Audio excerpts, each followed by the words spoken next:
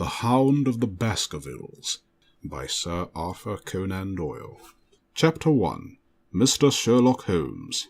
Mr. Sherlock Holmes, who was usually very late in the mornings, save upon those not infrequent occasions when he was up all night, was seated at the breakfast table. I stood upon the hearth rug and picked up the stick which our visitor had left behind him the night before. It was a fine, thick piece of wood, bulbous-headed, of the sort which is known as a Penang lawyer. Just under the head was a broad silver band nearly an inch across.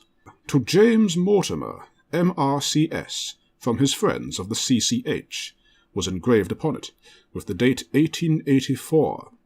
It was just such a stick as the old-fashioned family practitioner used to carry, dignified, solid, and reassuring. "Well, Watson, what do you make of it?" Holmes was sitting with his back to me, and I had given him no sign of my occupation. "How did you know what I was doing?" "I believe you have eyes in the back of your head."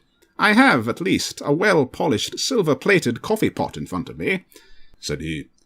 "But tell me, Watson, what do you make of our visitor's stick? Since we have been so unfortunate as to miss him and have no notion of his errand, this accidental souvenir becomes of importance. Let me hear you reconstruct the man by an examination of it." "I think," said I, following as far as I could the methods of my companion, "that Mr. Mortimer is a successful elderly medical man, well esteemed, since those who know him give him this mark of their appreciation."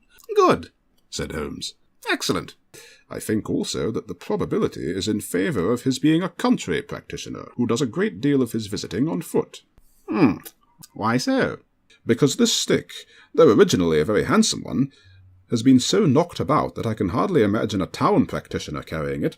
The thick iron ferrule is worn down, so it is evident that he has done a great amount of walking with it." "Perfectly sound," said Holmes.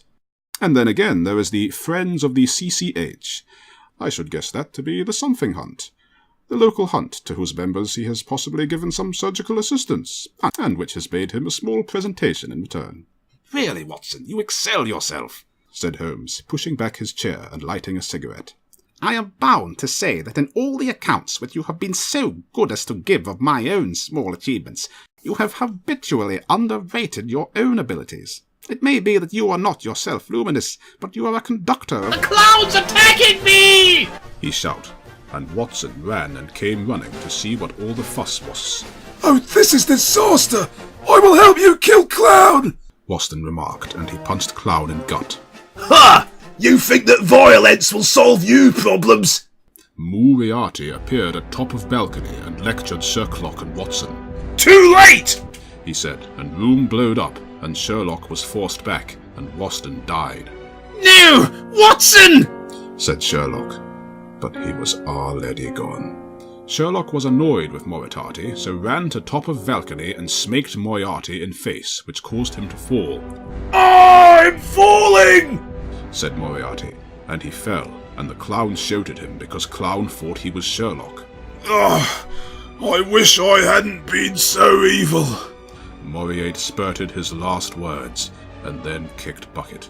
"All right, I have solved the mystery," said Sherlock, and he left to go home and take a nap because it had been a long day.